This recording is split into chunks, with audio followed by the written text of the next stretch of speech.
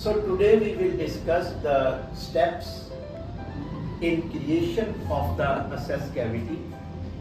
Irrespective of the tooth, there are three universal steps in creating a access cavity. The first step is penetration, and this penetration is done with a large diametric round burr, but we should always remember that before doing penetration we have to do a preparation.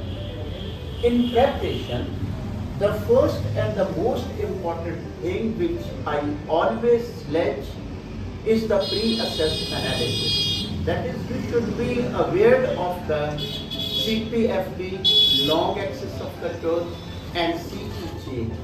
And then you do a infra-occlusion. There are lot of advantages of infra-occlusion. You are giving a good healing power, you are providing immunity to the human body, and the post-operative discomfort is very less, and you increase the intercuspal area where you can play your endo game with ease, and above all you get a firm, permanent, reducible reference point on which you can calculate your working length again and again.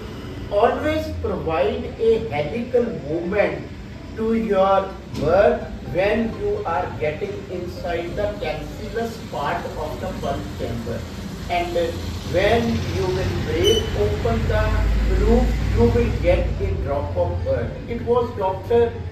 Musicant who studied the dimensions of the pulse chamber, and they concluded in their studies that the average height of the pulp chamber in the maxillary molar is 2.0 mm, and whereas in the mandible it is 1.5 mm. So you can get easily, if there is no calcification, no new formation, or no discrete any pulp chamber obliterations, you will get a drop of burr, and once you get a drop of burr, your outside inside cutting is over. Now you should stop, you should control your hands, don't do undue now apical movement, but your inside outside cutting will now start, which we call it as abstention, as I have mentioned as the second step. This will be your abstention, which should be done with a small diametric burr,